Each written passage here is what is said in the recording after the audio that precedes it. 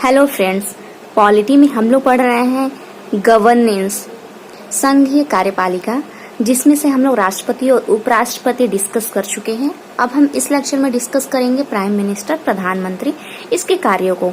तो सबसे पहले जो प्रधानमंत्री होता है उसके पास सारी वास्तविक शक्तियां और व्यवहारिक शक्तियां होती हैं। यह सरकार का प्रमुख होता है और सत्ताधारी दल का नेता होता है।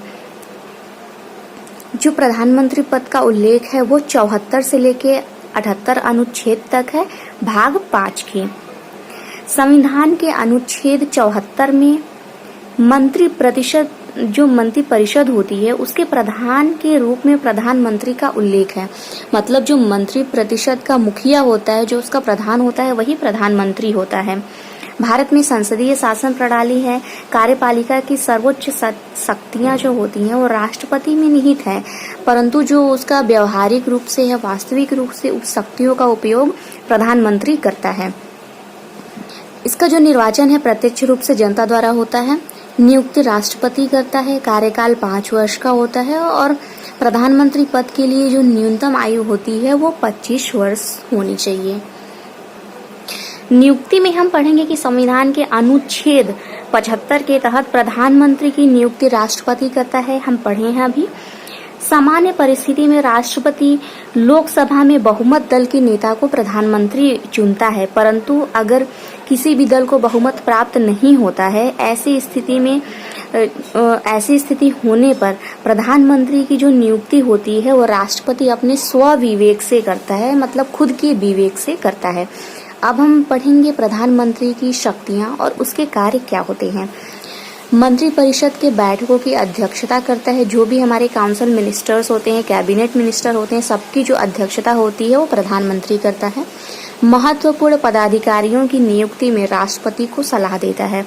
जितने भी हमारे कार्यपालिका सदस्य होते हैं उनकी जो नियुक्ति राष्ट्रपति करता है और जो सलाह देता है वो प्रधानमंत्री देता है। अनुच्छेद 78 के अनुसार वह प्रशासन तथा विधान संबंधी सभी निर्णयों की सूचना राष्ट्रपति को देता है और जो मंत्रालयों का आवंटन होता है, मतलब जैसे डिफरेंट जितने भी मिनिस्ट्री हैं वो जितने लोगों को सौंपी जाती है वो प्रधानमंत्री ही सौंपता है कि कौन सी मिनिस्ट्री किसको सौंपी जाएगी। राज्य के राज्यपालों की नियुक्ति का निर्णय वास्तविक रूप से प्रधानमंत्री ही लेता है। भारत रत्न हो गया, पद्म विभूषण, पद्म भूषण एवं पद्मश्री आदि उपाधियों की स्वीकृति भी वास्तविक तौर पर प्रधानमंत्री द्वारा की जाती है। मतलब किसको किसको हमें ये पुरस्कार देना है, ये जो स्वीकृति है वो प्रधानमंत्री द्वारा इसको स्वीकार किया जाता है कि हाँ इन पर्सन को ये सभी पुरस्कार दिए जाने हैं। फिर मंत्री परिषद पढ़ते हैं। अनुच्छेद 74 में राष्ट्रपति को सलाह देने के लिए मंत्री परिषद होती है जिसका मुखिया प्रधानमंत्री होता है। मंत्री परिषद का गठन। राष्ट्रपति लोकसभा में स्पष्ट बहुमत प्राप्त नेता को प्रधानमंत्री पद के लिए आमंत्रित करता है। भारत का राष्ट्रपति प्रधानमंत्री को पद और गोपनीयता की शपथ दिलाता है। कोई व्यक्ति बिना संसद की सदस्यता के भी मंत्री बन सकता है, किंतु उसे 6 माह के अंदर सदन की सदस्यता ग्रहण करनी पड़ेगी। अगर वो 6 महीने के अंदर सदन की सदस्यता को ग्रहण नहीं कर पाता है तो उसे सदस्यता नहीं मिलेगी। जो संसद की सदस्यता दी गई है वो उसको वापस करनी पड़ेगी। अविश्वास प्रस्ताव क्या होता है? अगर किसी भी लोकसभा के प्रति, जैसे लोकसभा मतलब जो बहुमत दल है, हमारी जिस पार्टी की सरकार है उसके अगेंस्ट अविश्वास प्रस्ताव पारित किया जाता है, उसमें अगर होता है, अगर वो स्वीकार कर लिया जाएगा तो जो संपूर्ण मंत्री परिषद होता है उसका अंत हो जाता है। मतलब ये सामूहिक उत्तरदायित्व होते हैं कि भारत में सामूहिक उत्तरदायित्व, जिसको हम कलेक्टिव रिस्पॉन्सिबिलिटी की संकल्पना का प्रावधान है।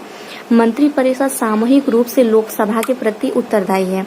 यदि सरकार भंग होती है, सरकार के विरुद्ध अविश्वास प्रस्ताव पारित होता है तो संपूर्ण मंत्री परिषद का अंत हो जाता है। जैसे अभी हमारे जो प्राइम मिनिस्टर है नरेंद्र मोदी, उन पर उनकी सरकार पर भी अविश्वास प्रस्ताव लाया गया था, लेकिन वो अविश्वास प्रस्ताव को लागू नहीं किया गया, वो स्वीकार नहीं किया गया संसद द्वारा।